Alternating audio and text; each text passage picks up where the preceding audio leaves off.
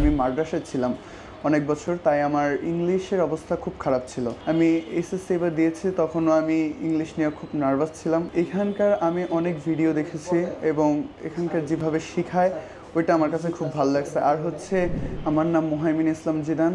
আমি এসেছি মোহাম্মদপুর 7 মসজিদ হাউজিং থেকে। আমার গ্রামের বাড়ি হচ্ছে বরিশাল। আমি এই 2025 সালে আমার এসএসসি কমপ্লিট করেছি। আমি আসলে যখন ফার্স্ট টাইম ইংলিশ শিখে আমি মাদ্রাসায় ছিলাম অনেক বছর, তাই আমার ইংলিশের অবস্থা খুব খারাপ ছিল।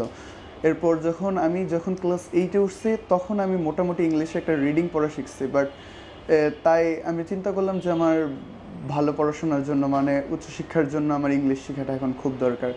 আমি এসএসসি এবার দিয়েছি, তখনও আমি ইংলিশ নিয়ে খুব নার্ভাস ছিলাম। এখানকার আমি অনেক ভিডিও দেখেছি এবং এখানকার যেভাবে শেখায় ওইটা আমার কাছে খুব ভালো লাগছে। আর হচ্ছে যে সকাল থেকে একদম রাত অবধি এক জায়গায় থাকা, তার মানে হচ্ছে এখানে আমি সারাদিনে অনেক কিছু শিখতে পারবো। যদি আমি অন্য কোথাও এই ক্লাসটা করি বা অন্য জায়গায় থাকি, হয়তো 2-1 ঘন্টার মধ্যে আমাকে ক্লাস করাবে, চলে যাবো, আমি বাসায় চলে যাব, আমার ইংলিশে কথাও বলা হবে না, ওরকম কিছু শেখা হবে না যতটুকু এটা ক্লাস টাইমে। বাট এখানে যখন আমি সারাদিন থাকবো, আমার ইংলিশে বারবার কথা বলা হবে ফ্রেন্ডের সাথে বা টিচারের সাথে। আর কোনো সমস্যা থাকলে ওটা আমাকে টিচারের সাথে সলভ করে দিতে পারবে।